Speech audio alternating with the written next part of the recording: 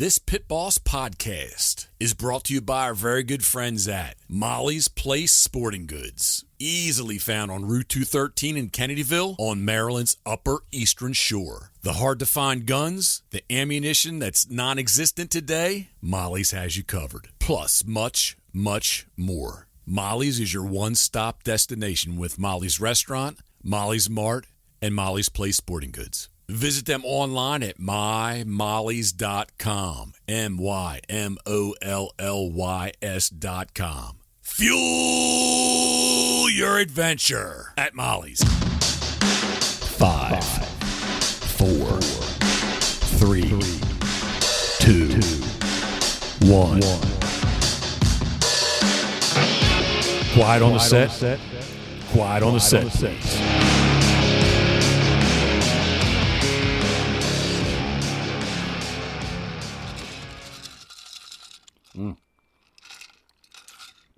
A very happy 2/22/22.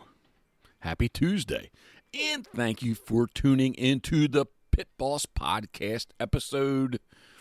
I really should check these out before I fire this thing up. Episode 32. I believe it is episode 32. I'm going to call it episode 32. So, I just heard Gam. So, just to set this up to my far left back, I can hear her in the kitchen. I am sitting out overlooking the Pitboss Refuge, where currently it's empty. There was a pair of buffleheads sitting out here a little bit ago.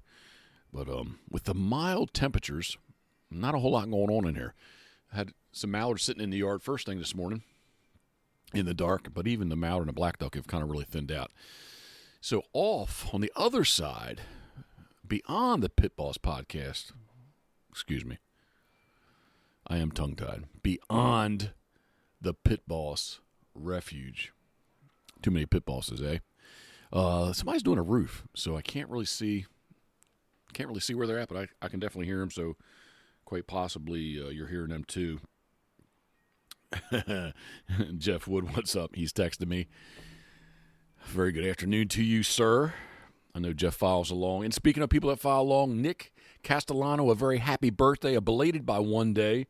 So a 2/21/22 happy birthday to you. So check out Nick on Instagram at Cedar Marsh Gunning Decoys with some underscores in there.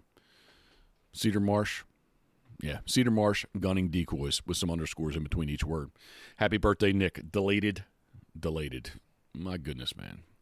This live stuff, well, it's not live, but this live stuff is hard on me that I really don't edit. That's how tongue-tied I am. Yes, the weather. Let's get back to that. Yesterday was beautiful. About 64 and sunny. Today was supposed to be even warmer. But, man, 10 o'clock, 11 o'clock, the clouds rolled in and actually rained a little bit. We're supposed to get the heavy rain tomorrow. And Thursday, I guess it is.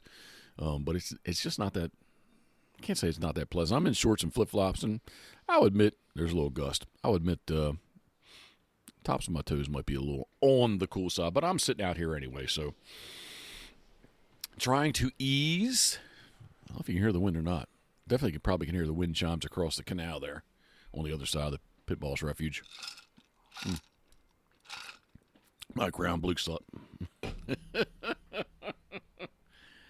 I really need to just slow down. I don't know why. It's not a sprint, is it? It's a marathon. Here's a little fact that you may not know. October 2013, I did the Baltimore Half Marathon in 2 hours and 22 minutes. So this is a marathon. It's not a sprint. So I will slow down.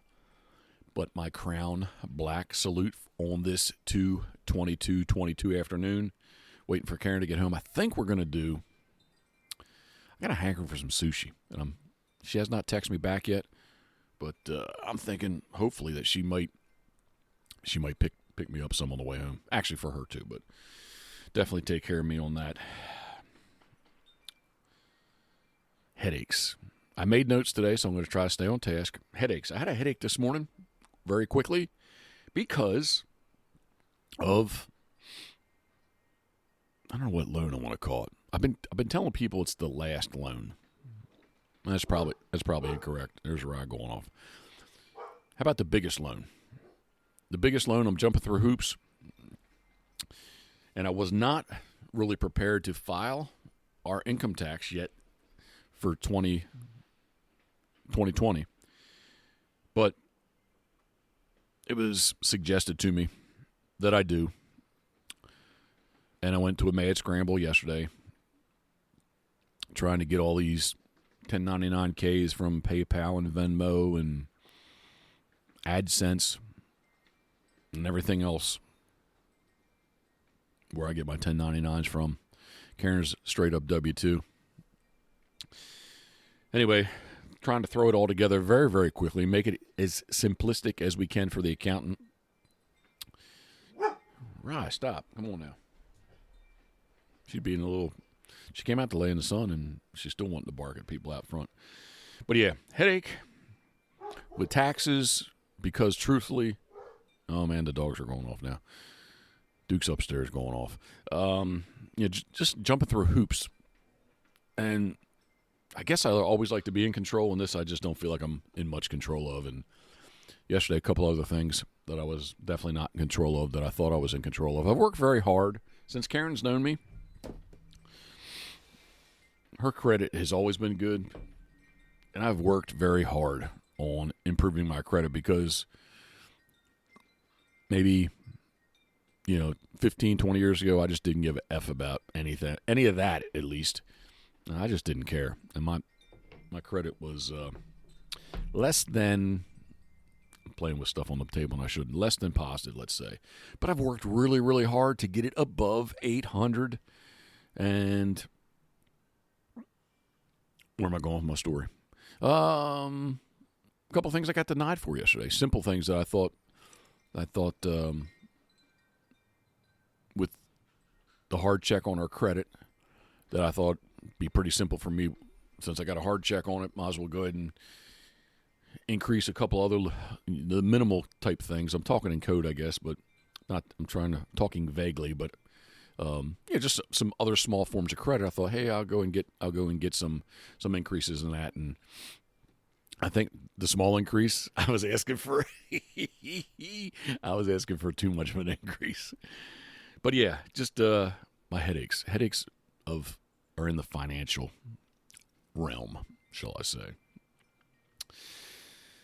But on the positive note, the Banks 25 is headed west. I'm going to send it off in as best shape as I can. I actually went and got it out of storage yesterday and brought it home in the driveway. Looks like she's going to need some batteries and a couple other little small items. But in amongst this, I needed to find the titles for the trailer and the boat itself. And in doing this, I came across some old, when I say old, this is like, some of it's probably from, my friends at the Duck Boat Company, TDB in Massachusetts, I probably need to get this stuff to you guys, if you're listening. But yeah, it's some stuff that's easily from, if it's not the mid-'80s, the mid-1980s, it's definitely the late 1980s. And it's things that I acquired from Rip Pool, and I don't want to rip Pool. I don't want to jump ahead of where I'm trying to go with this because it's very easy for me to just go off on a tangent. But I did find, I'm going to regroup here. I'm going to reel myself back in. I did find some very old TDB information, sales information this morning. Things that were given to me definitely in the early. Oh, no, wait a second. I said 1980. All right, I have to rip. Oh, see, I'm going to go off on a tangent. Anyway, let me just recant that. When I said 1985, mid-'80s, 1980s, 1985 to 89, what I meant to say was the mid-1990s. So this is stuff that 1990, 98, 97, 98, 99, right before I got my C-Class TDB 17 from Rip Pool, and shortly thereafter, I acquired all kinds of this information. So yes, it was the mid-90s, but anyway, I'm going to get back on my notes. I found, let me restart. I found some old TDB, the duck boat information this morning, which got me thinking, because I'm really trying to make a strong, concerted effort to have consistent, regular, timely-based content for the Pitboss podcast. And seeing that paperwork, and I have to thank everyone who has given me suggestions on, got great ideas, great suggestions, great ideas of things that we can expand, and I can definitely go off and talk on tangents. It's very easy, as you probably have found out. And if this is your first visit to the Pitboss podcast, thank you very much for tuning in. And those of you who do listen and follow along, thank you also. But you do know I have a tendency to want to go off and ramble, especially when I'm by myself. But where I'm going with this is I've overthink how the podcast should run. And that said, what would be people have talked about history. They wanted to hear some historical, topographical, dated information from me. Things that have happened in the past, to me, with me, about me, for me. I said me in there a lot, didn't I? But yeah, stuff that's happened in my life. And I thought, what better to talk about duck boat history? And when I say duck boat history, I'm not talking about duck boat history of the duck hunting world. I'm talking about my own duck boat history, because I think it's something that I can probably talk about for at least 45 minutes. And because of that, to be able to talk that long and to try to stay on topic and on task, again, I've made notes. So, my first duck boat.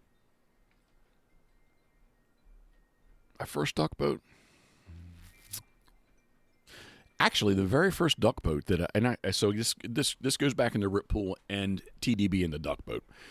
Back in the day, they had a 14-foot duck boat. This is if you want to say, how about this? See, I really wanted to go into the history of it, and okay, I'm just going to dive right into it. The history, from my perspective of the duck boat company, Rip Pool from Street, Maryland. I probably met Rip in 1990, right about there. And I'd see him at shows. He would go and there was a Timonium just outside Baltimore, Timonium, Maryland, at the State Fair State Fair grounds. Not Convention Center, but the State Fair grounds. There was an outdoor show there. I know I'd see him there. And I'd see him saw him at the Easton Waterfowl Festival. And I probably saw him at another show somewhere here and there. And Rip, I hope Rip's still alive. Rip is because I'm going to say was. Hopefully he's still alive. So I will say he was just a super nice person. Lived way up northern Harford County, right on Deer Creek, in Street, Maryland. I actually took Molly up there quite a bit when she was younger. We'd go down and play around in Deer Creek. But TDB, they had a 14-foot duck boat. They had the 17-foot duck boat. They had a 10-foot sneak boat. They had a 2-man sculling boat. What else did they have? I feel like they had something else in there. A 5th boat. But probably the first duck boat that I ever maneuvered myself, Rip lent me, and it fit in the back of my truck pretty easily, lent me the 10-foot sneak box. He had some goose silhouettes that went on the boat very easily. I put a 5-horse Game Master, Sears Game Master outboard motor. Would have been it? Game Master, I think.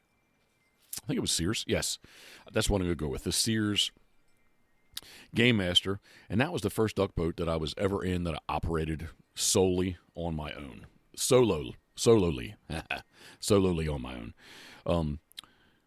Rip Pool, the TDB, he had Virginia, Maryland, Delaware, Pennsylvania, and New Jersey, and was very good friends with Bill and Dean Clark, the originators, the founders, the designers of TDB, the duck boat, way back in the day. And I'm going to have to say, when I said about the mid-'80s, I'm going to say that 1985 was when the 14-foot TDB came out, I believe.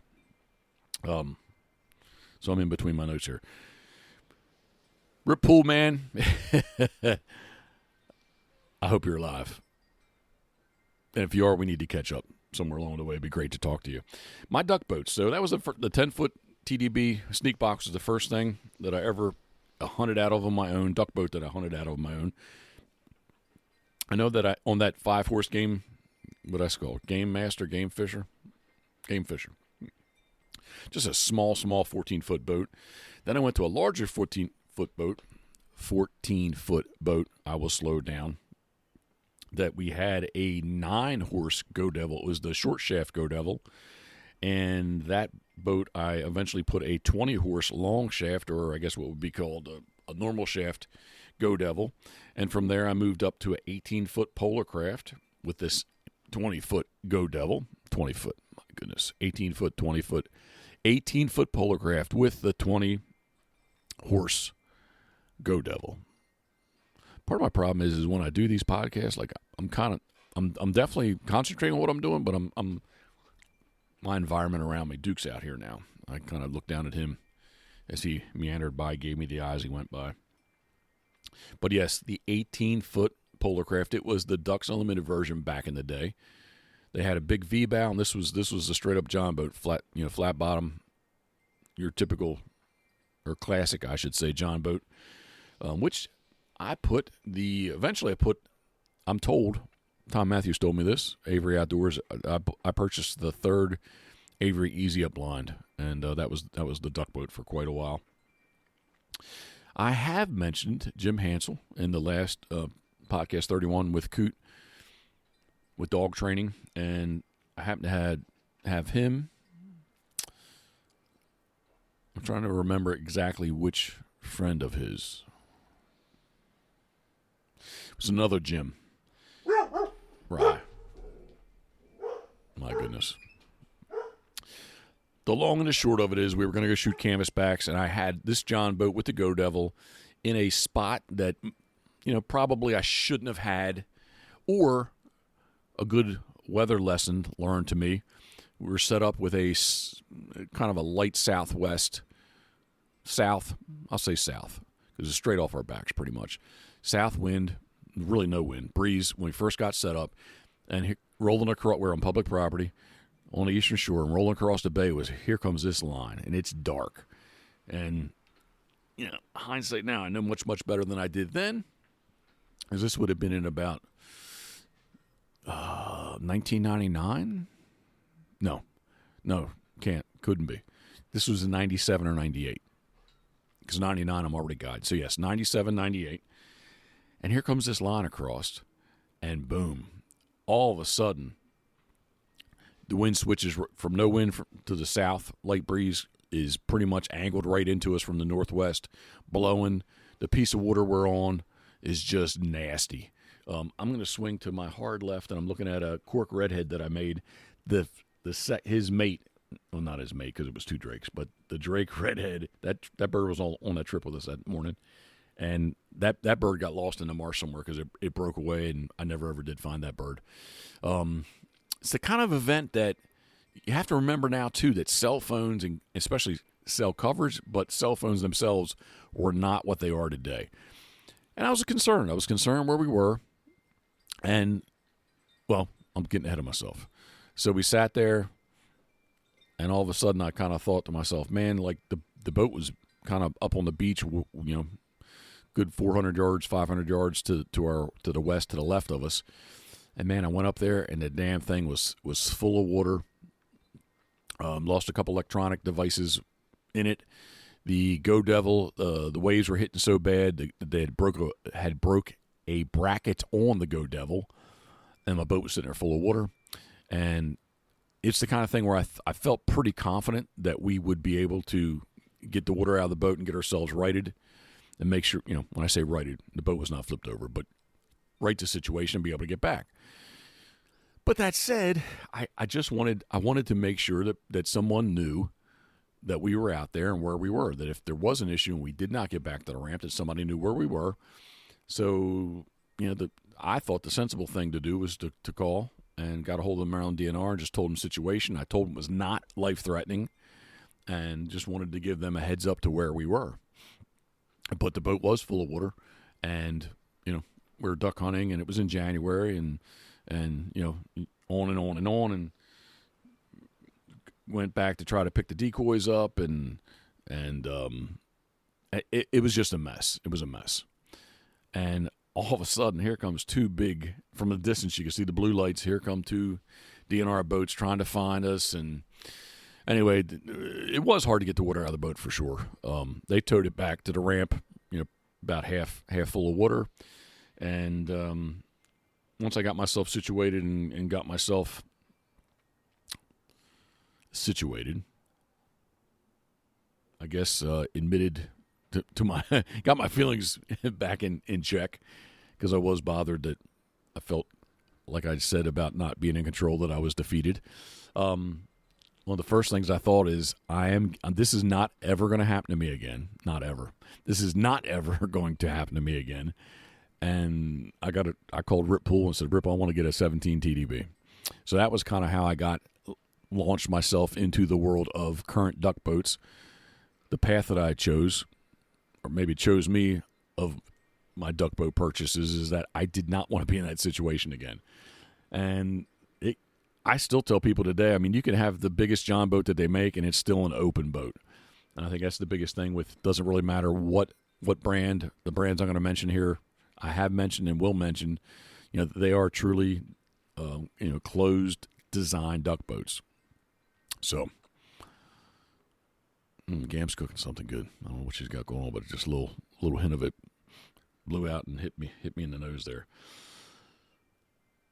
Yes, so that led me to the 17 TDB, C-Class 17 TDB. After the fire, Christian Buellner had purchased, he worked, what the story that I was told is that he worked for Bill and Dean Clark, purchased it, and I guess some of the boats, or the molds, were kept in a chicken house possibly, and there was a fire, and on and on and on. So the boats kind of got redesigned a little bit. So instead of the old classic motor pad that was on the transom, the C-Class, especially the 17, Christian just kind of changed up a good bit, and they had a real transom across the back, the entire back, and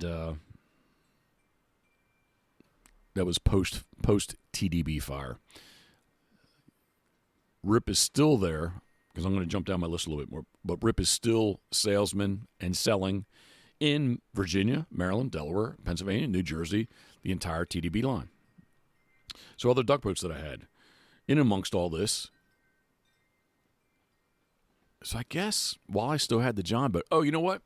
I had a 21-foot Seahawks. Yes, Seahawks. Bought it from an older gentleman in Chrisfield, Maryland. So I had that boat also. Didn't really duck hunt out of it much, but I wanted to dive into the world of layout boat hunting. And in 1996, bought a Banks pumpkin seed. Gam, Molly, myself. It was a good opportunity. We stopped on the way back, Niagara Falls. Molly got to see that. And I guess it was probably really my first visit to Niagara Falls. Slowly, I turned step by step. All right, that's not that funny, I guess, but Niagara Falls. Okay, so my timeline. So 96 is thrown in there. It's on down the list a little bit, but yes, 1996 I did purchase a Banks pumpkin seed, which kind of introduced me to the world of Banks boats. Speaking of purchasing boats, Rip Pool he parted ways with TDB, and I guess just because good timing for myself, I was close to Rip. Rip and I were friends, whatever. I actually sold TDB, the duck boat, and I'm going to guess that was from like 2001 to 2004, somewhere in there, the best of my memory. And I did. I sold quite a few 14s and 17s. And in between all that, the reason that I did not sell them anymore, again, this is my version, so it's as factual as I can remember it to be, but the poke boat and Arthur Armstrong in Kentucky. Bree, Kentucky, is it? Anyway, they purchased TDB, and the molds got moved to Michigan somewhere. And even after they got moved to Michigan, I know I sold at least one Michigan-built TDB. That was not a Christian Buellner TDB or a Maine-built TDB. Yeah. But in amongst this, Banks was also making a 14-foot boat, a duck. I'm gonna say basically very similar to the TDB 14. And so I going to shows when I had the TDB. I can remember vividly to this day. I can remember being at the Thousand Island Decoy Show in Clayton, New York, and Michael was there, and he was talking about going to build. And I'm in the 17 TDB still. I'm selling TDBs, and I told him I want to get a bigger duck boat. And TDB was building a 21, but when the new company wasn't really making a 21 yet. And I think Christian had only made 3, I believe. But anyway, talking with Michael, and he's like, "Yeah, I'm going to make a 17, or we're going to make a 21." I was like, "Well, make a 21." I said, "I'll buy it." I don't know. He was worried about the size, on and on and on. And so anyway, they came out with a 17. But it kind of planted the seed for later on down the road for the 21 Banks to be built. And it would have been in the fall of 2023, in the fall of 2003. And Charles in Preston, Maryland, I cannot Charles's last name. And I when I wrote my notes, I couldn't remember it either. I thought by the time I was doing this I'd remember. Charles.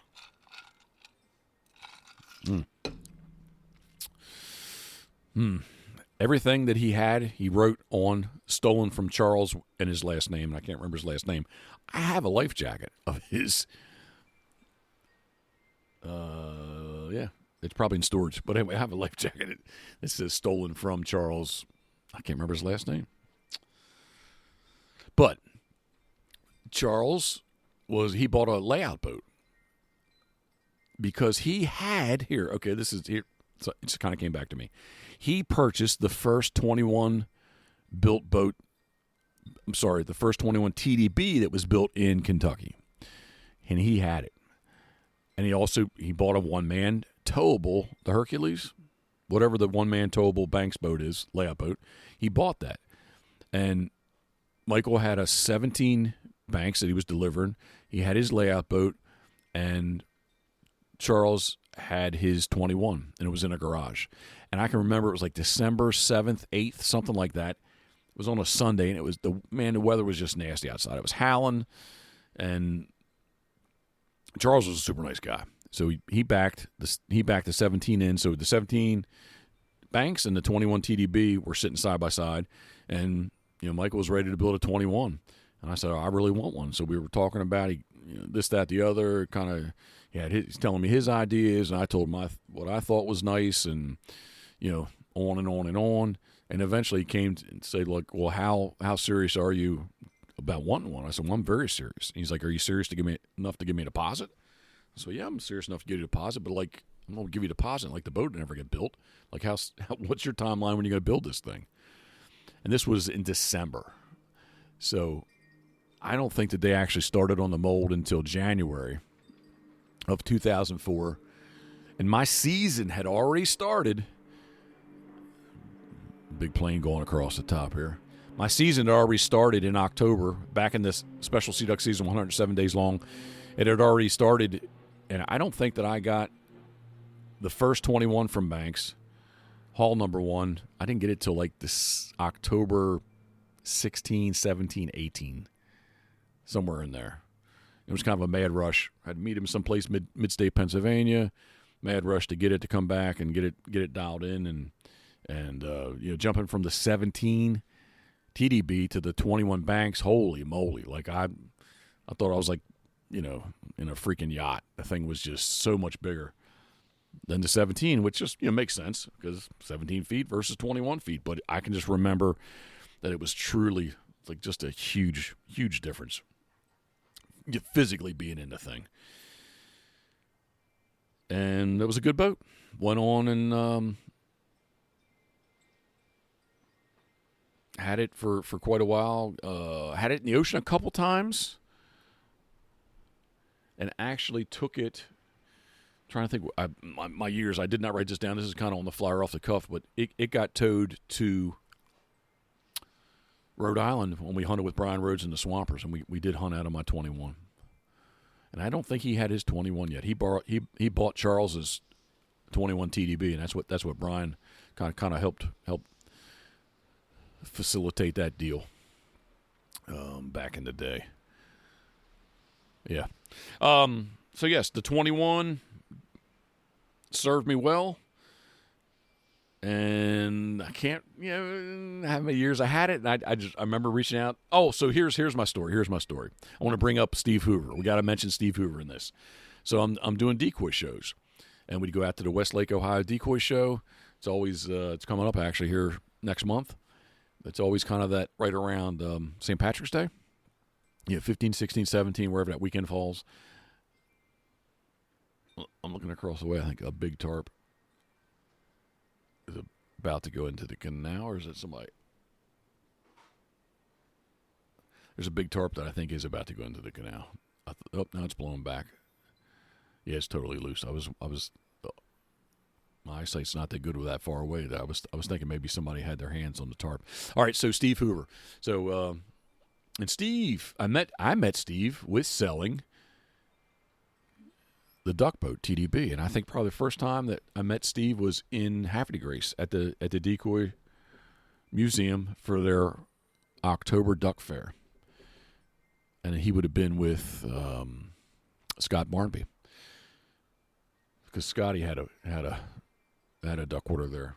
I think he had a couple of duck waters actually, but anyway. Trying to stay on topic. It's kind of cool thinking about this stuff because some of this stuff I sort of kind of forgot. But I'm out at the Westlake, Ohio Decoy Show, and Steve knows I'm in the banks, and he told me, he's like, Jeff, someday I will get you in one of my boats. I'm like, yeah, okay, thank you, and I don't think so, but what's your number, kind of thing. I've had Steve's number in my phone forever. So Steve Hoover was introduced to me kind of in those with selling. So between I would say in 2001 probably was when I really did meet Steve because of selling TDBs. So I do reach out to Michael and I say, hey, I want to stay ahead of the curve, blah blah blah. I want to try to take my service, my guiding service to the next level. I'd really like to get a bigger boat. Have you ever thought about building a bigger boat? And he says, actually, I am thinking about building a bigger boat. And it was that same kind of process where, we talked about it. And then he was like, how serious are you about wanting a bigger boat? I'm very serious. He's like, and again, this took place, this was my season. I think this time probably instead of being in December, it's in November, and yep, the tarp just went in. It's gone. I thought it got hung up on a piling, but it went over the edge. How serious are you, Jeff? So I already knew about, the slowness of me getting my 21. I was like, well, how slow is this process going to be? But basically, he wanted a deposit. I said, well, if I can have it for next year, I said I'll give you a deposit. I'm still looking at that tarp. I'm sorry. I can't really see it at all now.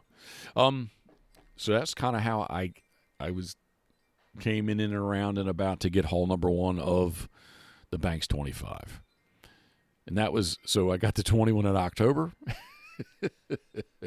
I didn't get the 25 until December of 2010. There's a couple stories in there I could tell you. I'm trying to think if how nice I want to be. It was so rushed. How about this? How rushed was it, Jeff? Well, it was so rushed. Yeah. So I get to. I'm just trying to think of the timeline. I got the trailer, the Loadmaster, my first Loadmaster trailer that I purchased, Port Clinton, Ohio, and I drove around up through Detroit went across Ambassador Bridge, and when it first time going to Banks that way, it was actually a pretty cool trip. And the boat, boat wasn't ready, and I stayed there 2 nights, and he let me tow it over to the the store when you don't pay taxes. What's that? I can't remember. Anyway, right before you go across a bridge, we unhooked it. He wanted to tow it across the bridge and get it through customs. He said, "Meet me at the Burger King across the way." So I get through, no problem. Took him a little bit of time. He sends me home with this boat. I don't have any paperwork. 0 paperwork on this thing, and I don't know how. It was like so hectic and so rushed. I guess it was just kind of off my radar. It was off my radar until about day 3 or 4 using it, when I'm in the ocean, and here comes the Coast Guard with their lights on, and I'm like, oh, F. This thing isn't registered, and I don't have document 1 saying that it's my boat or anything. So, anyway, talked myself out of that one.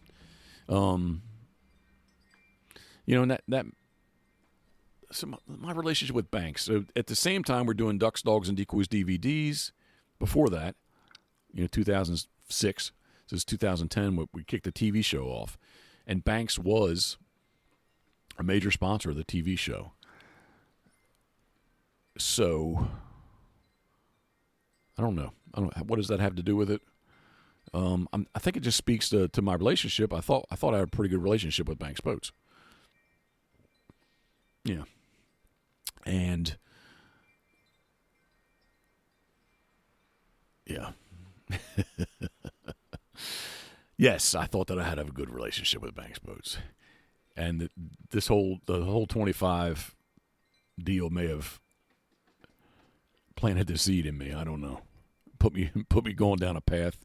Maybe put him going down a path. I'm not sure. But regardless, I had no paperwork for it. Got that straightened out after a while. And, the boat was registered, and it is registered current day. And that's actually, to circle this around, is some of the paperwork I was looking for this morning. But that would have been 2010. And going in the ocean daily, going in the ocean.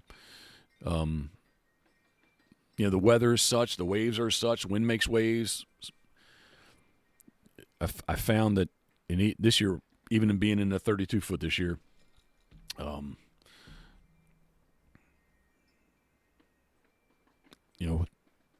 weather and wind is what it is, and there's some mornings even, I guess you could be in a 40-footer, and it's still going to be too nasty to go. But somewhere in here, between 2010 and 2019, the seed was planted again. Steve Hoover's making different boats. He's going in a different direction. He picked up Hal Whitaker out at Annapolis, Maryland. Hal's doing computer design boats. Steve's doing a whole bunch of different models and series, and I started hearing about this Ocean series. I think the 28 was the biggest that he was making at the time, and that would have been, to me, is the biggest production duck boat that was out there. So probably in the 2018 season or so, somewhere, follow along with a lot of people.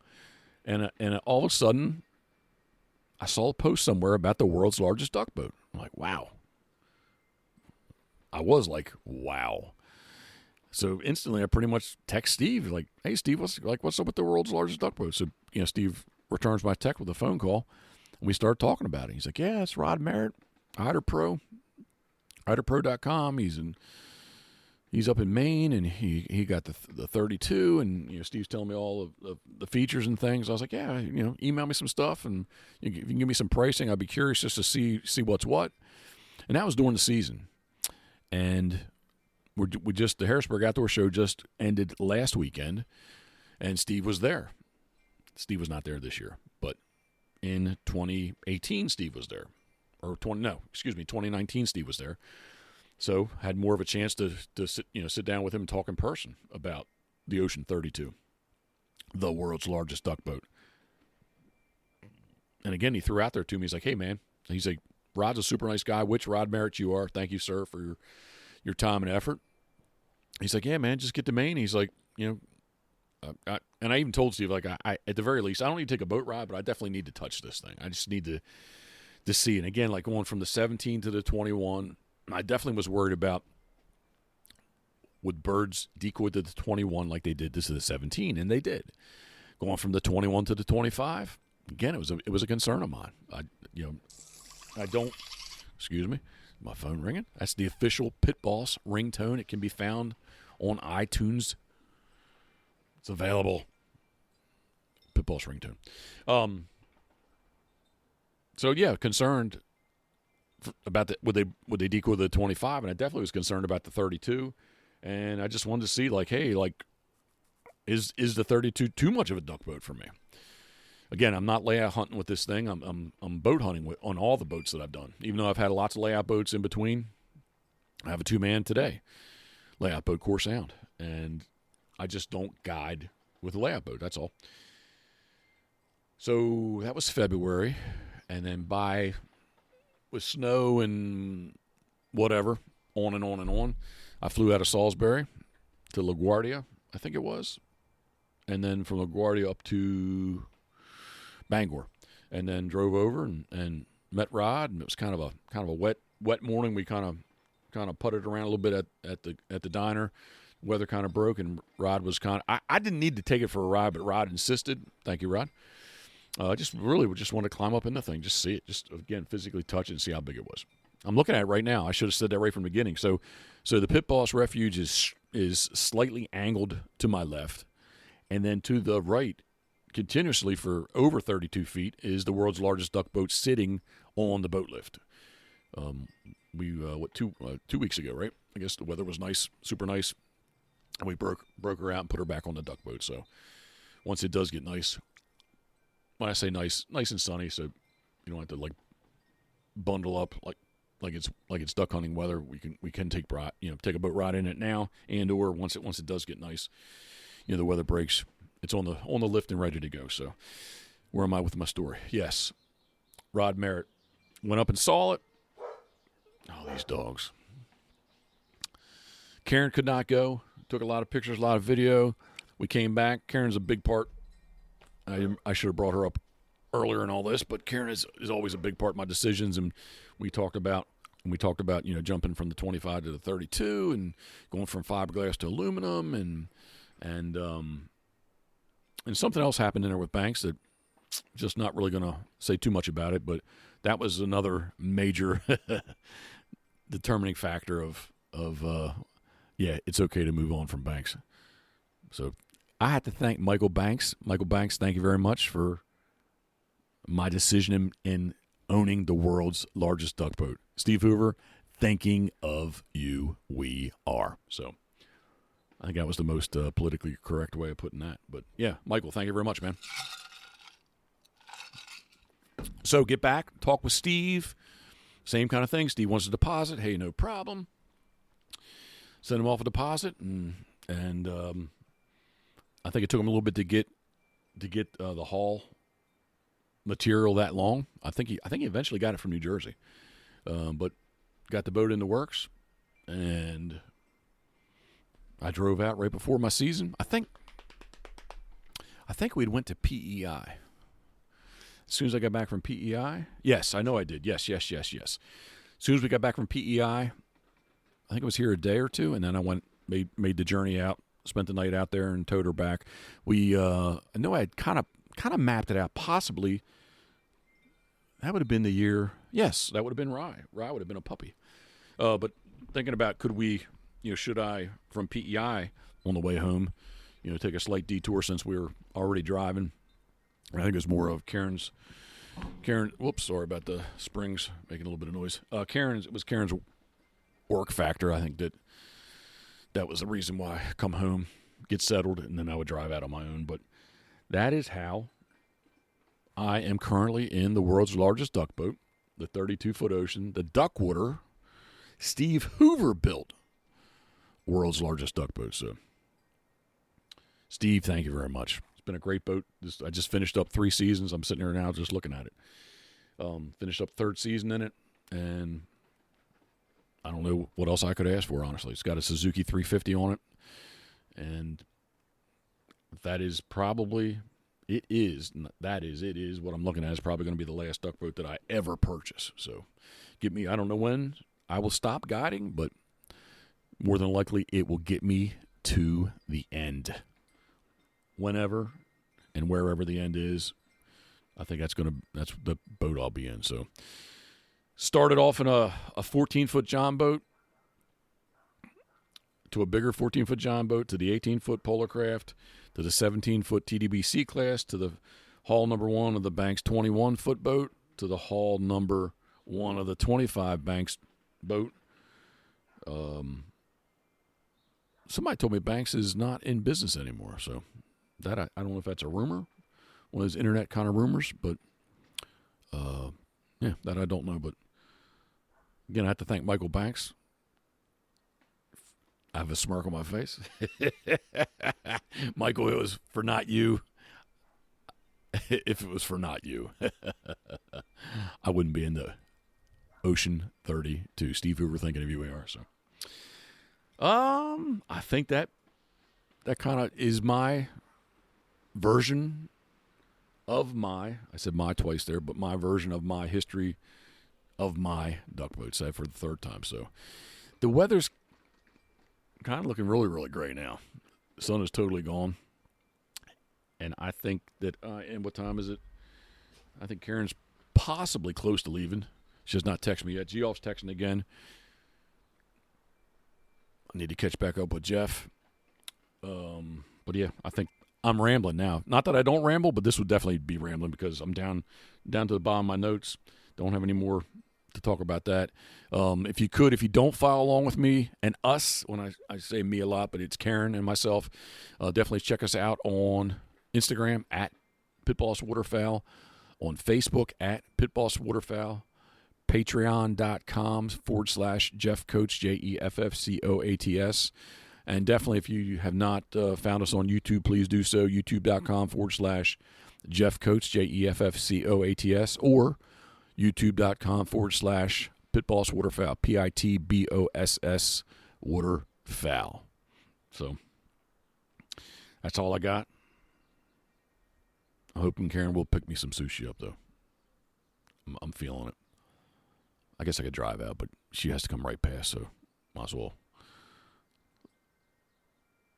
save the effort and let her take care of that. So, podcast 32 is officially over.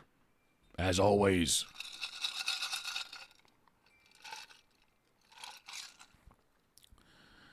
wait a minute. Before I say thinking of you, we are Nick Castellano, thinking of you, sir. A very happy birthday, belated one day. So, all right, as always, thinking of you, we are.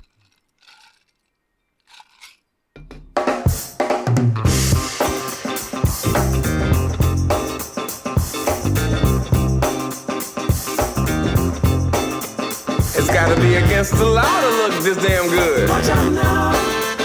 Cause baby, I feel real good and I wish I would. Watch out now. It's gotta be against the law to look this damn good. Watch out now. Everybody watch out. Watch out now. I'm ready for a good time.